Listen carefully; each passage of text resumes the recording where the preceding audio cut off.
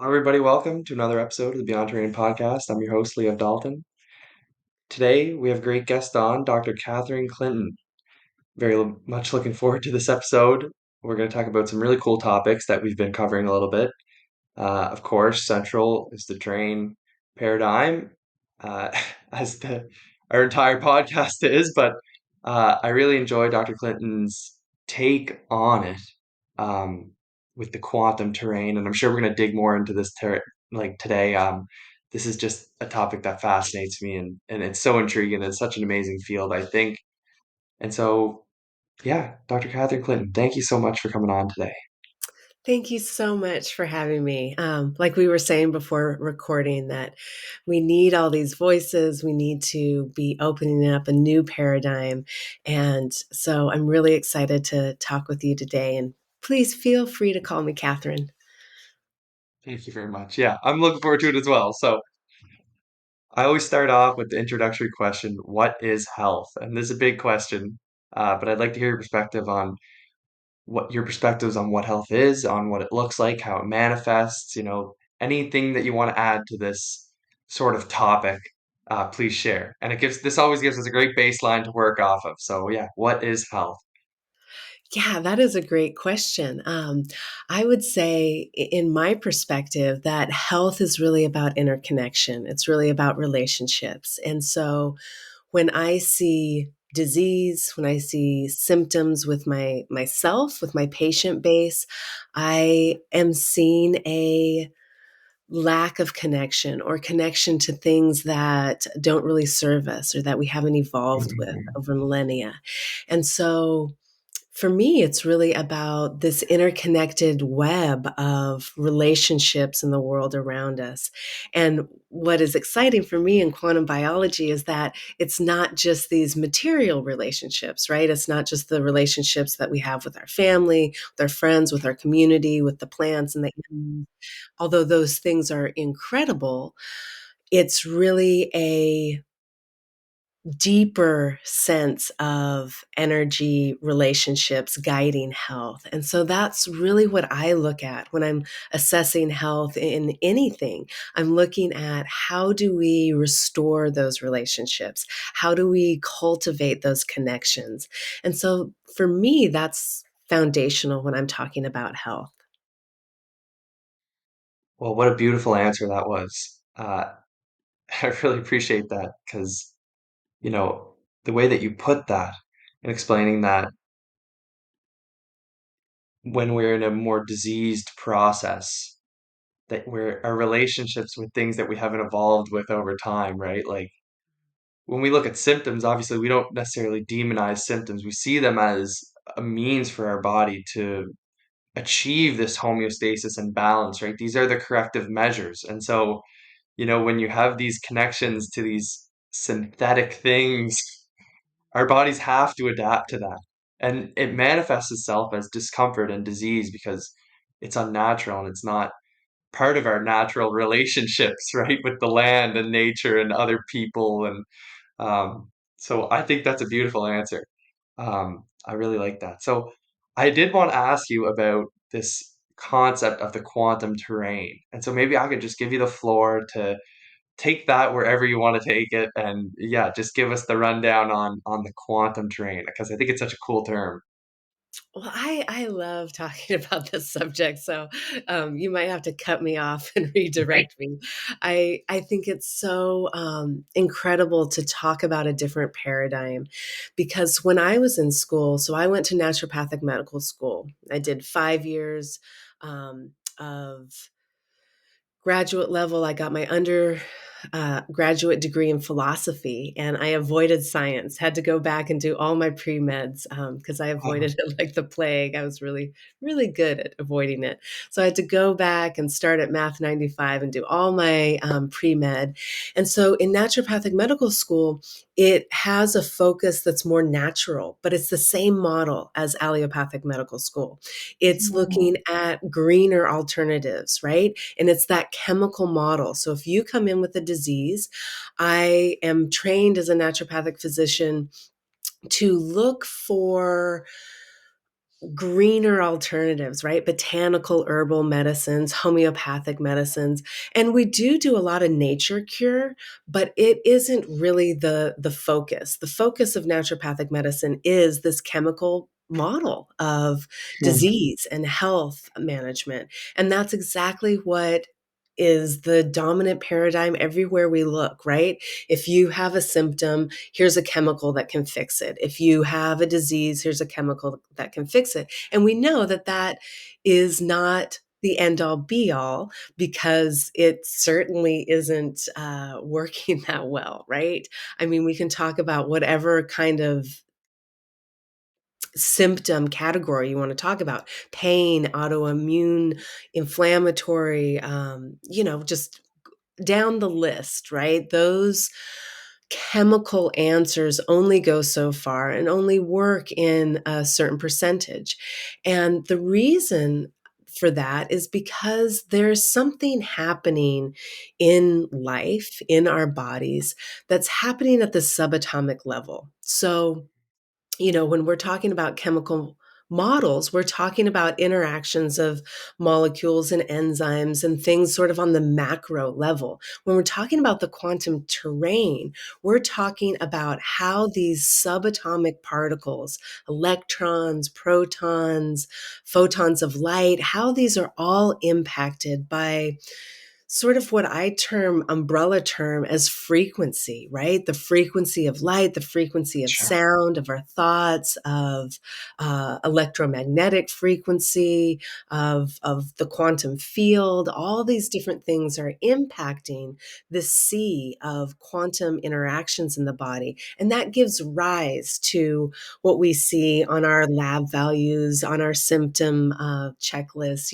All of these things we look at in a doctor's office seem to be driven by this quantum terrain of interactions at the subatomic level. And so I think starting there, even though it's further reduced, it brings in this interconnection. And that's what I was so drawn to, is that, it was always a pet peeve of mine that things in medicine get so reduced. So the Mhm. cardiologist isn't talking to the immunologist or the endocrinologist. They don't really go outside of their boxes, right? And Yeah. you're reduced, yeah, you're reduced to a heart or an immune system. And the beautiful thing about the reduction that happens in quantum biology is that those categories just slide away and you're looking at the flow of energy. And it's absolutely fascinating. Mhm. Yeah, and I mean, looking at the flow of energy is something that is not new either, right? Like in traditional Chinese medicine, and go back to any more traditional medicinal ways, they're looking at the body as a whole, as an energetic being, that they understand that the energy comes far before the physical, right? Energy comes before biology.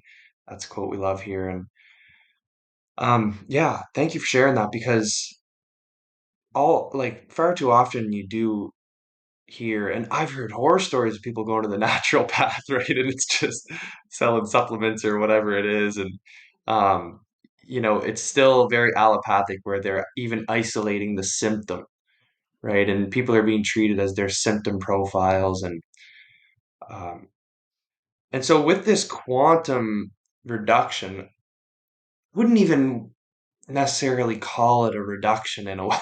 You know what I mean? Like, I feel like we could probably talk about that a little bit, how it's not necessarily a reduction, because I think if anything, it's a little more holistic, because you're considering the energetic component of the body, right?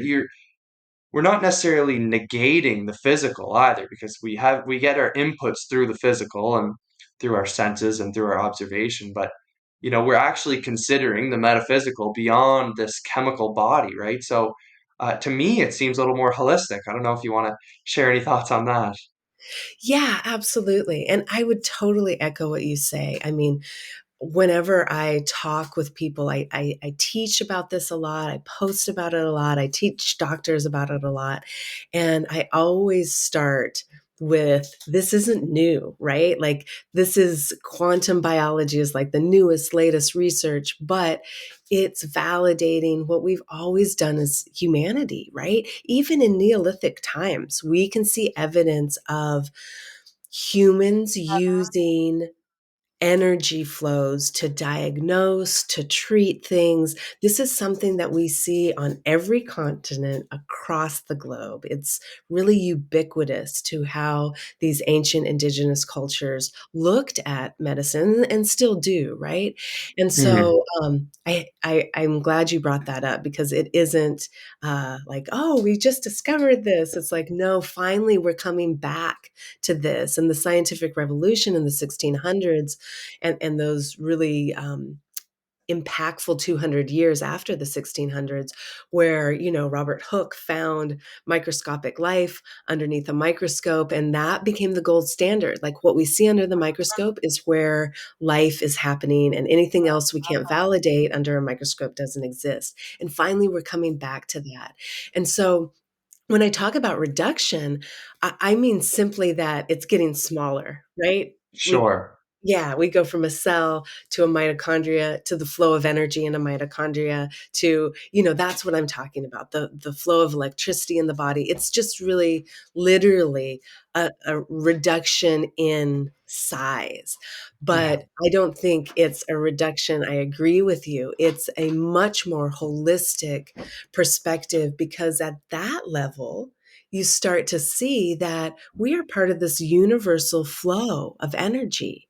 And at that reduction, so to speak, right, at that quantum terrain where we're looking at these subatomic particles even below an atom, we see that there aren't these lines. There aren't these boxes. It's really this flow of energy and how we can maintain that energy, how we can support it. And the beautiful thing, I think, too, for me, and going back to health and the idea of it being relationships, is that we start to see this blurring of the self where I don't end at the barriers of my skin. I'm intimately connected with the rhythm of the sun, with the tree outside my window, with everything. And that to me is really also powerful because this idea that it's all under a microscope and humans are on top of the pyramid and we are, in the scientific revolution, it was like we are in charge of extracting the truth from nature. That's how we do it. That's science. And it's like, wow, now we can have this scientifically validated idea that and I don't know if this is filmed, but there are quotes Yeah. there, right? That's meant to be um, a little sarcastic. That we have this validated way of approaching things that tells us not to do that.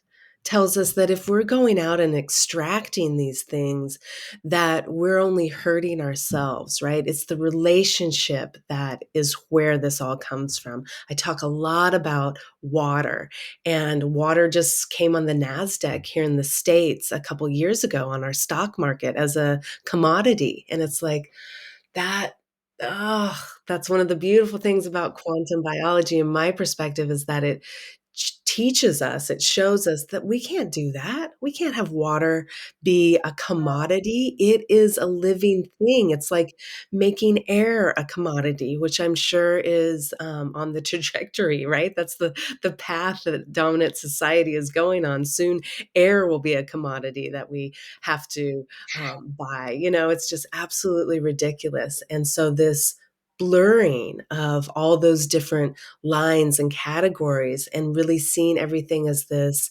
interconnection and this much more holistic perspective, like you mentioned, is really, really exciting for me.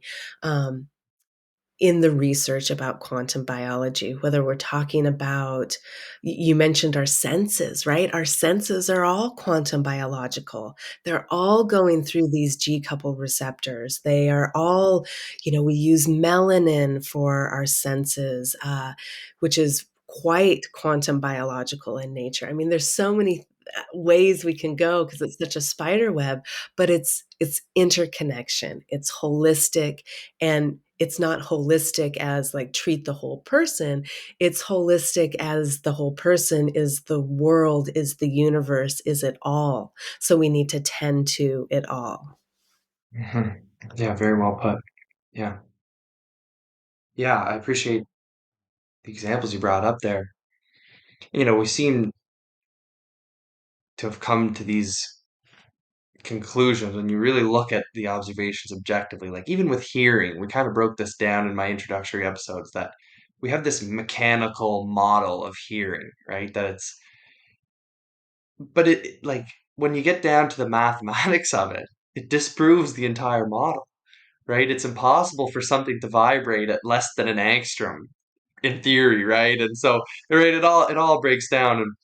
And same with seeing. And so, yeah, our senses, like having this new understanding of how we perceive and understand and shape the world around us is really important. And I love the study of quantum biology. I think it's so insightful. And I think it's one of the greatest advances of science, in my opinion. Not that the current scientific consensus is necessarily caught up, but uh, the way science is structured, that probably won't happen for another 50, 60 years.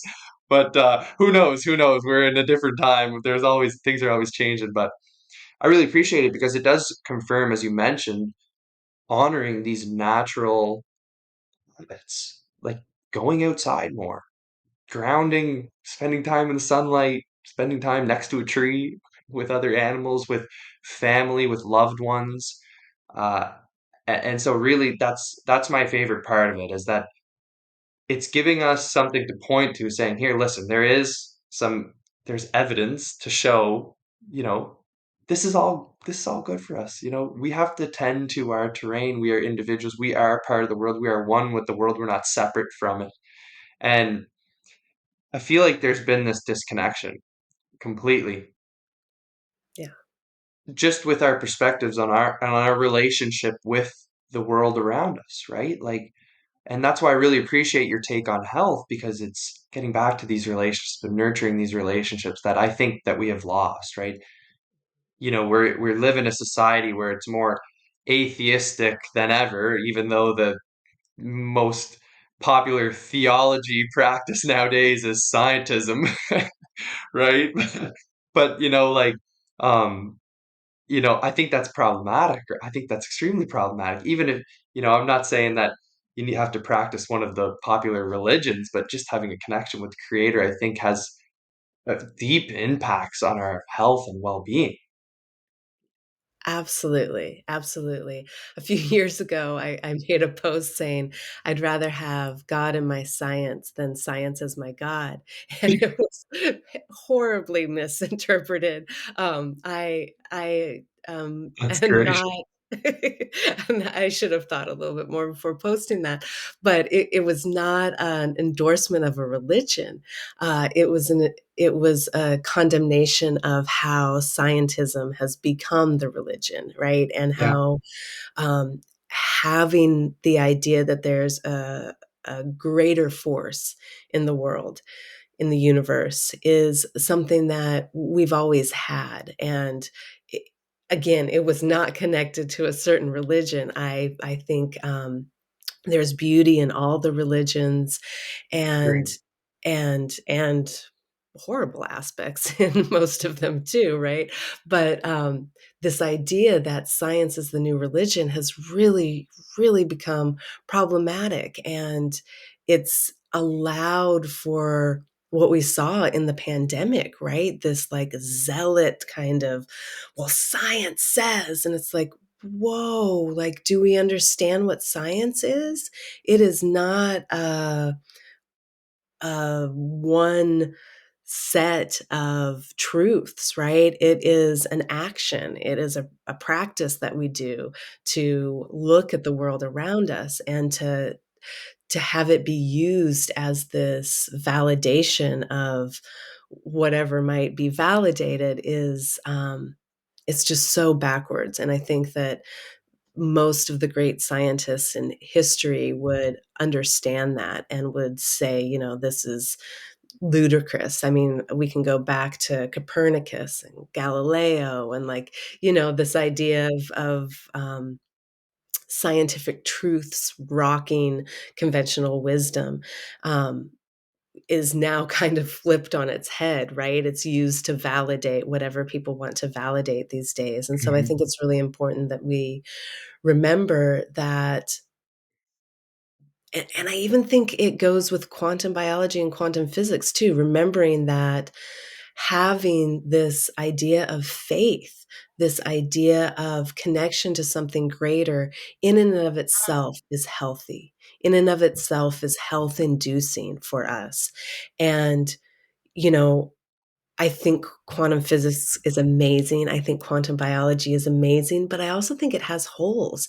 And when Sure. people get to this point of, like, I was just listening to someone talk about mathematically proving consciousness into an algorithm that we can input into a computer. And that's when we'll know what consciousness is. And it's like, oh, Yeah, right. geez. Well, we're back to that human hubris again, right? Like, maybe we are supposed to just dwell in that magic and that unknown. And of course, I love to explore it. Of course, I love to research it. But the idea that we will grasp it and be able to reduce it down to something that we can put into a machine is just unfortunate. It's the unfortunate side of the human condition as well, right? Yeah. Yeah. Yeah, I remember back in high school actually, because for a while there, like I grew up, and I didn't grow up in the way, like in an atheistic mindset, but as I learned more about science, what was taught to me in school was this materialistic construct that was sort of ingrained in me over time. Certainly wasn't raised an atheist, but I ended up being that way. Where I rejected all religion. I thought, of course, had a misconception on the whole debate behind it. But I remember watching this really interesting video, and it was that it was called like Quantum Mechanics Disproves Materialism. And it was largely to do with the double slit experiment, Mhm. that consciousness in and of itself is a necessary component of the physical reality, but consciousness in and of itself is not physical. So, it's like I just think that's kind of interesting about quantum mechanics. But you know, when you look back to in science, the separation of science and religion and science and God, like that's a really new phenomenon. You know, even like Einstein said, the more he learns about science, the closer he gets to God. Yeah. Like study any scientist, philosopher, 100 years ago and before, and they'll all include that within their conversation, like the metaphysical is a necessary component of the physical. They go hand in hand. So I think it's rather absurd at this point to think that we can minimize all of this to a material. And you could even talk about, if we want to talk about the electrical component of the body, is electricity a material component, right? Is that a claim that they're making in this sense? Because I don't understand how they would try to prove that sort of phenomenon. Maybe because they think that we can observe it empirically. They think it must be some sort of physical aspect of it, but I think that's sort of ridiculous to claim. Yeah, I mean, it gets so tricky because I think as humans, we're so prone to that black and white thinking. Yeah, If we talk about the metaphysical, we're endorsing a certain religion, and if we're endorsing a certain religion, then we're endorsing all the, um negative ills of that religion, right? Back to that post, that horrid post that I made that just, like, people were like, "What?" And it's true because there's been so many problems using whatever it is to validate something else, right? Because we can use sure. things to validate things that are absolutely horrible. And that doesn't necessarily mean that that doesn't exist, just like the scientific method, right? Sure. That was used to invalidate things that we can't see, like the religious explanations of health, or like the ancient wisdom and their explanations of health and energy flow. But that doesn't mean that looking at things and coming up with truths that we share and we can all agree on isn't a great method, right? That's kind of what community is. And so it's just always this humanity's such a double-edged sword, right? It's like, come on, let's, you know what I'm talking about. But at the same time, there is that other aspect to it. And so I think I was actually talking with a student of one of the Nobel Prize winners who were awarded the Nobel Prize for quantum entanglement.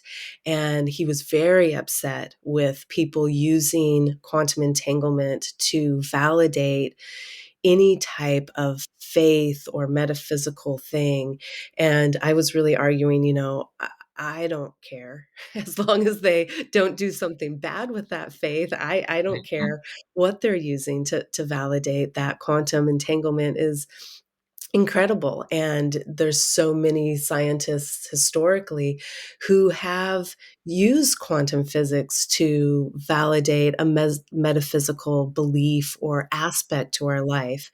And so I think that yeah, we can do that, and yeah, there are problems with it because we don't stop there as humans. We go on to say, "Well, that's why this war is valid," or all of the things that get into, the problems with an overriding validation of something, right? The same reason, the same qualm we have with scientism today we would have with a religious validation of some of these things, right? So, what a sticky, messy business it is being human. Yeah. Well, and at the end of the day too, I think, the most important thing when it comes to anything, it's that we have to respect each other's autonomy, right? And that's what's not been done throughout history. It doesn't matter if you're talking about science or religion, right? It's, there needs to be respect for the autonomy of the individual. I believe, I think, we're all sovereign beings, um, and that's how I try to treat other people. I don't try to put other people down for their choices, whether they're completely opposite to mine. It doesn't bother me at all. It doesn't bother me at all. And all that, I think most people just want that in return. And I feel like that was definitely lost in the last 4 or so years. And so, I've been down a more pessimistic path too through this and thinking like, nobody cares about blah blah blah what I want to do and all this stuff.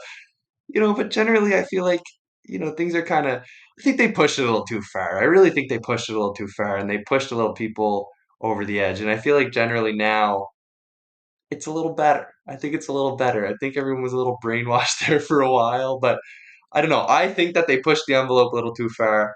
Um, but who's to say they can't do that again is another whole thing. So right, but anyways, that's kind of my take on it. And um yeah, so I'd like to maybe shift the conversation a little bit.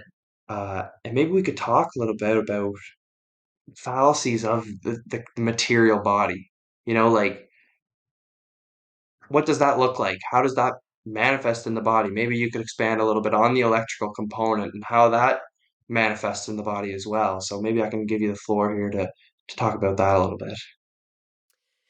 Yeah, that's a great, topic to explore. I think that medical schools, whether that is an allopathic medical school, whether that's a licensed naturopathic school, whether that's an osteopathic medical school, they're all working under this idea that the body's working in this chemical model, right? And so the leading explanation is this allosteric model, where we have physical components in the body floating around and randomly colliding to initiate biological action, whatever that action might be, right? Um, all the actions in the body, all the enzymatic processes, all the function of cilia in the respiratory system or villi in the um, gastrointestinal system, all of these things, whatever biological function we're talking about, starts with this chemical reaction. And that chemical reaction is coming from this random collision. And when we look at what's happening in the body, we see that we're trillions and trillions of cells. And each one of those cells is completing hundreds of thousands of tasks each second. Some scientists estimate it to be in the millions. And for that to be a random collision, a a product of chance so routinely and regularly is not at all explained by this random collision model. It can't be explained that way. And so that's where this sort of quantum biological answer comes into play. And you brought up the electrical component of it. And that gets into like so many different things. But basically, this quantum biological explanation of how the water inside us reacts, how electricity reacts, how sound reacts, how frequency and electromagnetic frequency react provides a much more instantaneous explanation.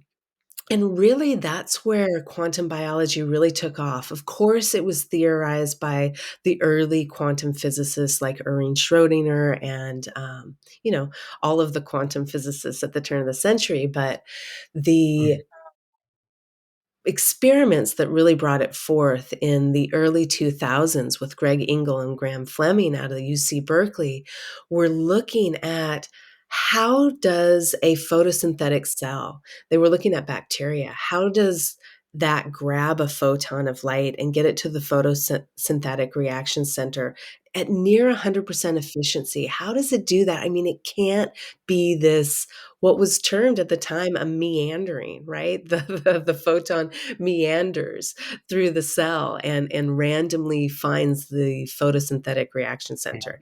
It just mathematically, you can't account for the efficiency and the speed with this random meandering. The photon can't afford to meander. It can't afford to get lost with this near 100% efficiency. And that's when they found that the photon superimposes. It takes multiple paths at one time because it is a quantum particle, right? Mhm. Because it works in the laws of quantum physics and can quantum tunnel, it can quantum superimpose and take multiple paths.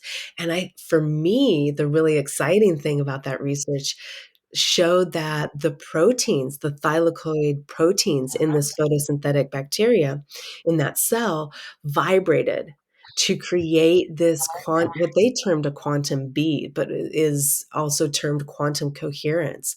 This idea that like two tuning forks, when you strike one, if the other is tuned at the same frequency, it'll pick up that song and both will sing that frequency. The same thing was happening in these proteins. They were vibrating together in a certain frequency to keep that photon on its fastest path. And to me, when I started reading that, I was like, oh my goodness, it's amazing that we're having these quantum effects, right? And then that this could be a guiding force in our biology. What's even more exciting to me was that these proteins knew what frequency to work at to aid that photon on its path. I Mhm. mean, it just kind of starts to open up the window to an intelligence that we so often see in living systems and in nature. And to me, it's just, it never ceases to amaze me. It's mind blowing. Hmm. it's funny you brought that up because I remember learning about that exact thing, the photon being trapped by this, you know, in the chlorophyll of the plant was what we were being taught in first year biology. It's funny, I'm sitting there in the lecture and they have this model up on the screen, and within the chlorophyll molecule, there's all these little components. They're all, I forget the name of them, honestly. I kind of blanked out a lot of the plant cell biology part of biology. But they would say that the photon went in and it would bounce off of all these different components of this chlorophyll, and it would just go from one to the next. And so this one photon would stimulate all of these pretty well instantaneously, and it would bounce from them all, and then eventually they did. I don't even think they talk about what happened to the photon. What happened to the photon, right? Where did that photon go? What happened to it? But that was kind of their materialistic explanation for it, was that it went in and ba ba ba ba ba. I'm sitting there in lecture and I'm going, how does that photon know where to go? How does the photon know to bounce from this one and then to this one and then to this? I'm like, they got to be joking with us here. Like, how do they even know this, right? How do they know that their model is true? Like, is this a complete guess or something? But that's just where my mind went to, and that was even before I, started discovering this kind of way of thinking. So I was always a little speculative, not enough, but at that time I was still questioning little things like that. So it's funny you brought that up because I think that's very interesting and not something I looked into. So maybe I'll have to do a little more research into that because that's just fascinating. And I'm sure there are so many examples of this too, right? Yeah, absolutely, absolutely, and I think I, didn't answer your question about the electrical Yeah. component of Yeah, life. please. Go ahead. Go ahead. We can go there too because, um, this idea, just like the example of a photon and photosynthesis and, how it gets where it needs to be, this idea that it's random and that we're all here as a random, anomaly that just kinda popped up, uh, is really, an interesting divergence when you look at how things are explained through an electrical paradigm of the body, right? When you start to see that electricity and electromagnetic fields are guiding things in life, then that randomness kind of falls away and you understand, oh no, it's not random. There is a invisible guiding intelligence or blueprint that's happening, and we haven't been able to see it for so long, so we've called it random, right? Just like junk DNA, Funny. right? Yeah. Like, we don't know what that does, it's junk. And so when we're talking about electricity guiding things in life, and when we're talking about electromagnetic fields guiding things in life, the research around that is just absolutely incredible. Um, so pioneers like Robert O. Becker with the electric body, he was really looking at salamanders, right? And he Yeah. was looking at how do these salamanders regenerate limbs? And he found that these cells have electromagnetic or electric frequencies that can be used to regrow that limb. So if you measure the conduction and the frequency of a limb, and then these poor salamanders amputate that limb, you can regrow that limb using just that electrical frequency, just that electrical guidance, right? That information. And, that was a while ago, but the work still continues. Michael Levin has done and continues to do incredible research, and he's researching again, with salamanders and with frogs, and he's even mapped it out, right? So he's taken cells from, like, a frog face and found the electrical frequency that they're using, and of course, just like Becker has found that you can use that to help those frogs guide regeneration and cell growth and instrumentation. But not only that, he's shown the electrical frequencies and they look like an actual face of a frog. I mean, it's absolutely incredible. And now we know that because of this incredible research that people are doing, we now know that cells are guided, their behavior, their migration, their differentiation, so how a cell becomes an arm or an ear, right? How that seems to be guided in part is these electromagnetic frequencies. And we know that our cells communicate in an electromagnetic frequency. And so whenever we have a moving electrical charge or current, we create that electromagnetic field, right? We have that vertical electrical field and that horizontal back and forth perpendicular magnetic field, creating that electromagnetic field. And all of our cells do that, our organelles, our organs, everything has this resonant frequency. And it seems to be guiding life, communicating, being used for communication. And these studies are done where they're using these quartz containers and they are which allow for that electromagnetic frequency to penetrate, right? The quartz does. And then they're using opaque barriers or containers that block those. And they can see quite readily that these signals are paramount for life. I mean, we can talk about some of the water research around it too, but there's just Mm, ample evidence. It just really isn't a idea anymore. There's ample evidence out there showing that our cells communicate this way. We've got medical devices using electro stimulation to help with regeneration, to help with wound healing. And so this idea is becoming more and more prominent in mainstream medicine, and it's exciting because it takes us away from that chemical only model, right? And that's important because that chemical only model only takes us so far, and it mhm. just dictates a world where so many people don't have answers. And it's like that junk DNA where so much is like, we don't know how that works. It's not chemical induced. So we're going to throw it aside. And we know that life in general is much more robust. There's so much more happening there. Yeah. Yeah, you reminded me like the miracle of scientism is the fact that we're here. That's the miracle. It's not, they don't rely on the story of Genesis. Well, their story of Genesis again is a miracle, the Big Bang, right? It's like again a story that we've constructed, the Genesis story, and then just the fact that we're here is another miracle.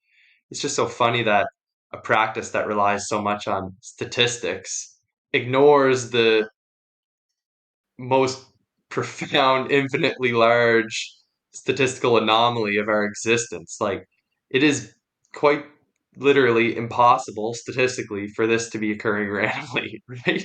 you know, I just think that's kind of funny. But yeah, I think yeah, Obecker's work is amazing with the electricity. And even, I remember in that book, he talked a lot about the electrical component of bones, how they Yeah. conduct an energy as well, and how it was this slower paced energy. I don't know if you could speak a little bit more to that, but I just found that so interesting, right? This that the healing energy that he found with the salamanders and frogs and things of this nature was not the same energy as our nervous system, right? It was sort of a slower.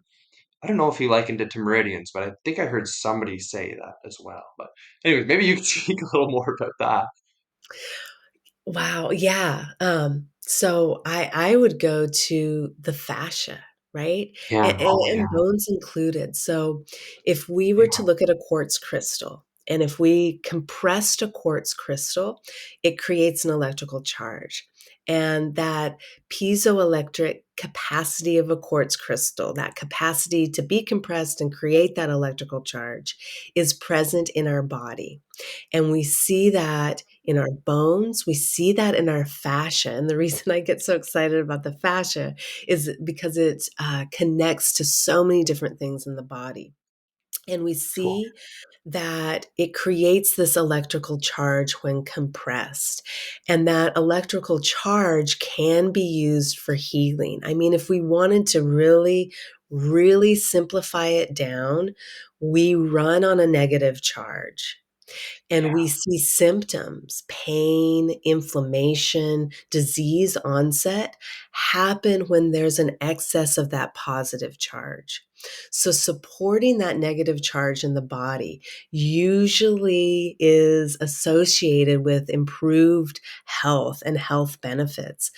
And one of the ways we can do that is tending to that piezoelectric charge in the body, tending to our fascia.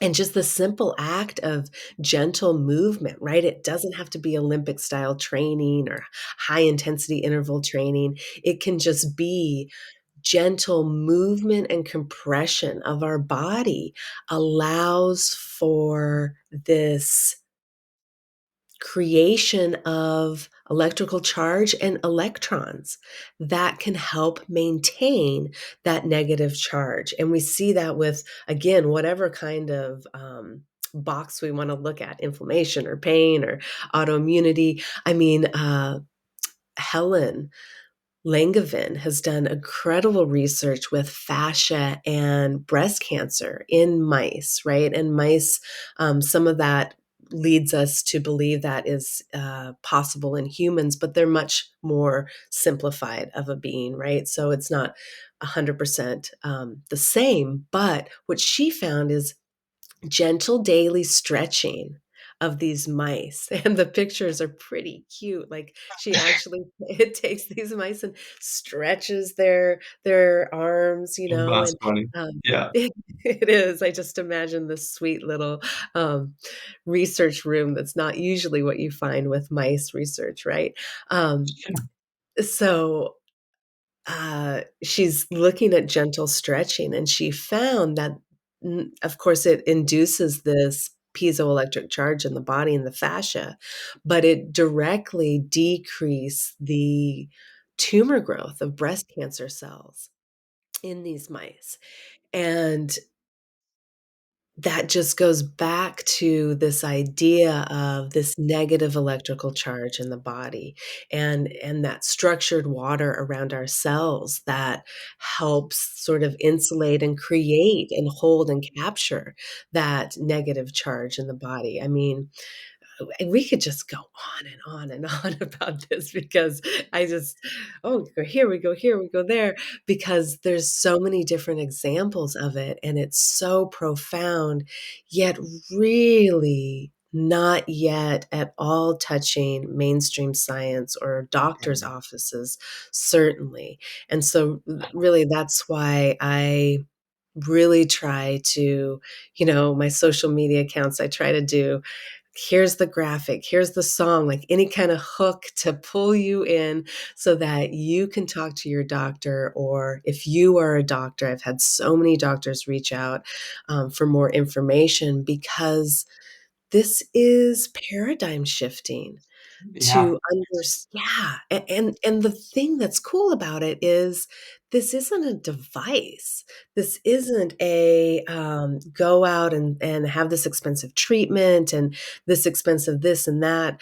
It is move your body, go out in nature, touch a tree, touch the grass, love something, love yourself. I mean, it's like really those 60s, 70s hippies were onto something, right? I mean, it's just basic things that we're so quick to negate. But once we see the real power in them, And once we start doing them, when I talk with my patients about it, it's like this checklist, like, oh, I go outside in the morning and okay, I move and I earth and I ground.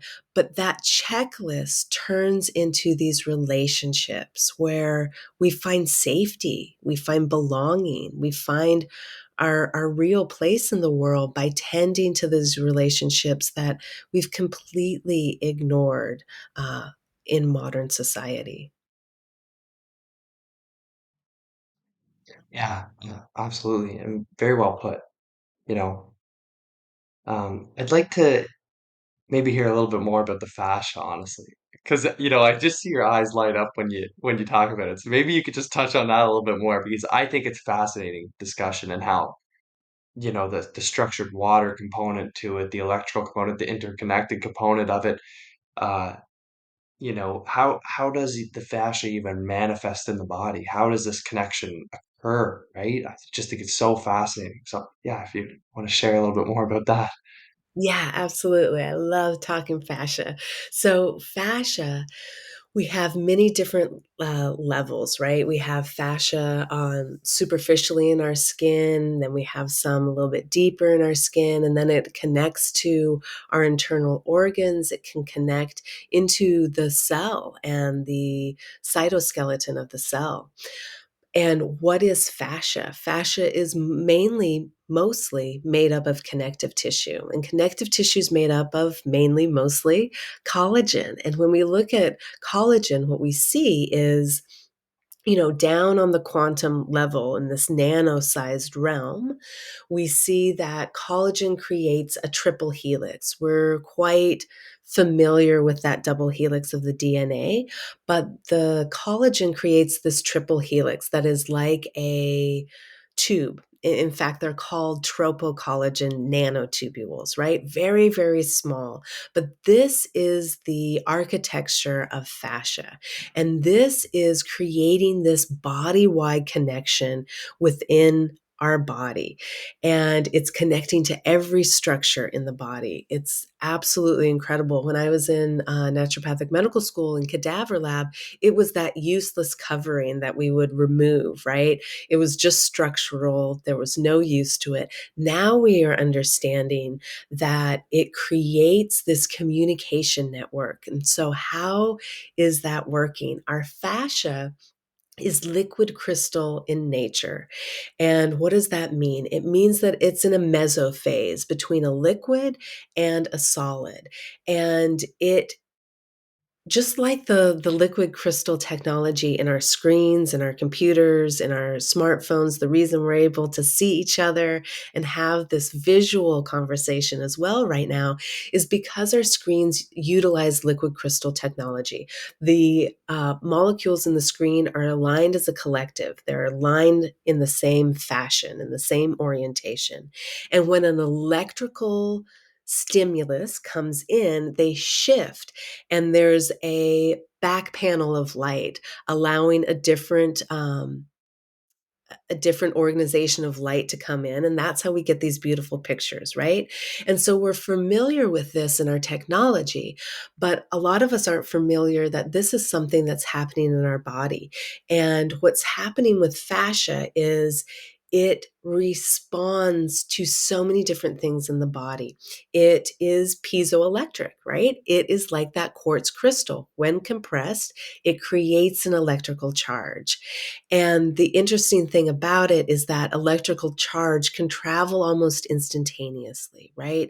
That excitation can travel almost instantaneously. And the work of Gerald Pollack, and he is the author of Cells, Gels, and the Engines of Life, the fourth phase of water. He's a professor and has his own research lab at the University of Washington. And he was the first one to identify structured water, right?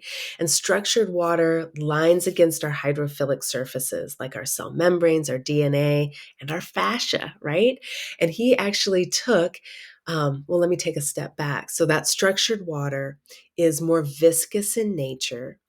It is oriented and ordered in a different way than the regular H2O in the body. And as this structured water forms, it kicks out a proton and creates what researchers are calling a proton wire or a proton rich zone. And the separation of charge between this negatively charged water and this positively charged proton zone is enough to create energy. It was enough in his research lab, to light an LED light bulb, right? Certainly enough to facilitate biological action in the body. And he also took a collagen tubule, right? Back to the fascia, and he immersed it in water and he put infrared energy on it because he found that infrared energy is what builds that structured water. So the bigger you build that zone, the bigger you build that proton zone, the bigger battery you have within your body, right? And so he immersed this collagen tubule. He put a source of infrared energy there. And what he saw quite immediately is, just like the synthetic materials he had been studying, like Naphion, this collagen tubule is hydrophilic. It allows water to come right up to the surface. It doesn't repel it away like a hydrophobic surface would do, right? So this water comes right up to the surface of the collagen. It creates this structured water zone. It does that on the outside of the tubule, but it does it on the inside of the tubule as well. So this collagen tubule is creating the structured water battery, so to speak, right? That negatively charged structured water, that proton zone. And inside the tubule, when that's created, it creates a flow of water, of particles, and of protons. And we know from the research that these protons aren't just flowing with the water, they can jump conduct, right? On the quantum level, meaning that they can jump instantaneously, almost instantaneously. And so what he discovered is that these collagen tubules, these fascia tropocollagen tubules, we can assume are working on the same sort of mechanism that he observed in his research lab, where as long as there's a source of infrared energy, there is this conduction of physical matter and energetic proton jump conduction throughout the body. And infrared energy is most abundant in our sun, right? But that stretch, right? Those little mice stretching really show us that that piezoelectric charge also creates that infrared energy. So you have this system in the body that is creating a battery that can be charged by movement. And as long as we're moving and hydrated, we have this communication and energy source that isn't being utilized in mainstream medicine. And so the possibilities of this are absolutely incredible. And what's the downside, right? Like, what's the downside of assuming that this theory is correct? There's ample evidence to point to it, right? What's the downside of it? Well, movement, being outside in nature. I mean, it's not like I'm suggesting that there's experimental drug that has lots of side effects, but we think it might work. And the theory around it seems to point to it. No, we're talking about movement. We're talking about going outside. We're talking about grounding. We're talking about things that the benefits are already there, right? And so it's just this incredible new way of viewing how the body works, where it gets energy from, and what health really means, boiling it down to a charge, an electrical charge, a field of electromagnetic frequency, and the receiver, right? Because fascia is also acting as a receiver for this information, which is absolutely astonishing when you start to think about it. Yeah, absolutely amazing. I love it.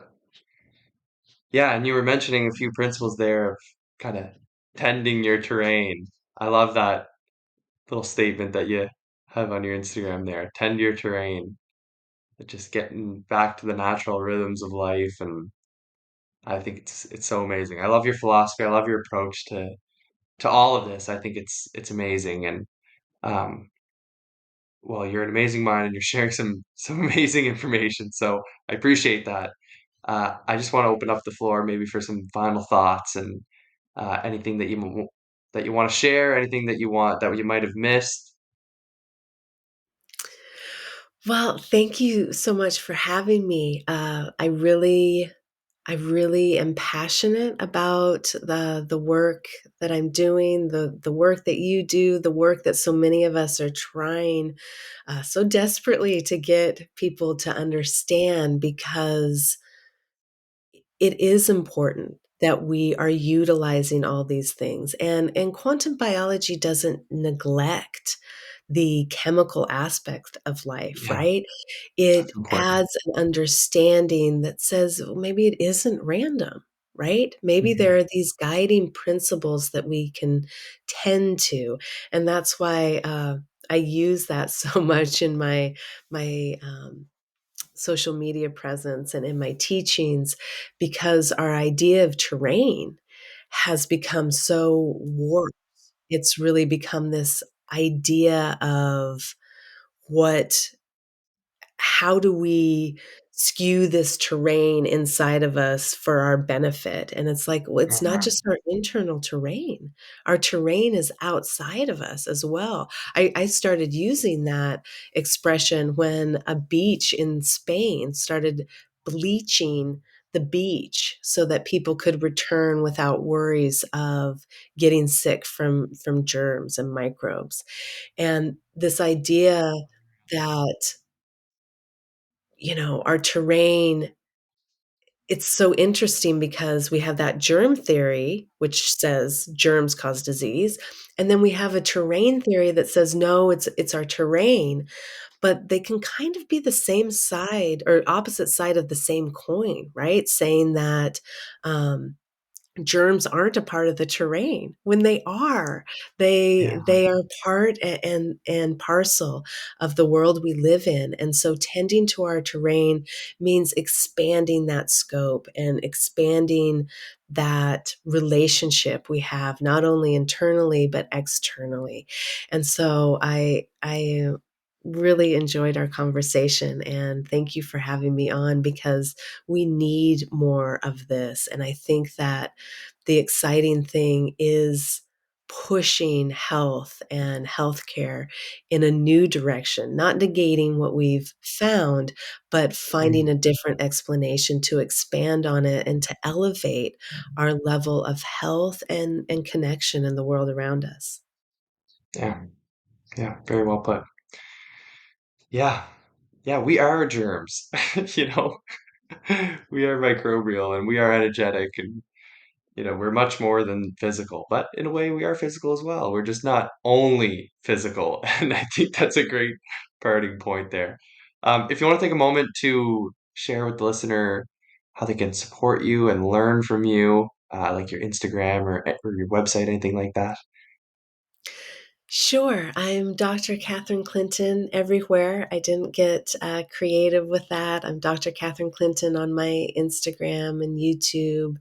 I'm Dr. Catherine Clinton on my website, and I love sharing this information. And so I have lots of free resources. I have courses, but mostly I just love increasing the dialogue around these ideas. And so you can find me there and we can continue the conversation. Yeah. Well, you could certainly hear the passion in your voice, and you can see it in your eyes for those watching, I'm sure have caught on to that as well. So I just want to thank you one more time for coming on today. I thoroughly enjoyed this conversation as well. So thank you so much. Thank you so much. It was a pleasure. Yeah.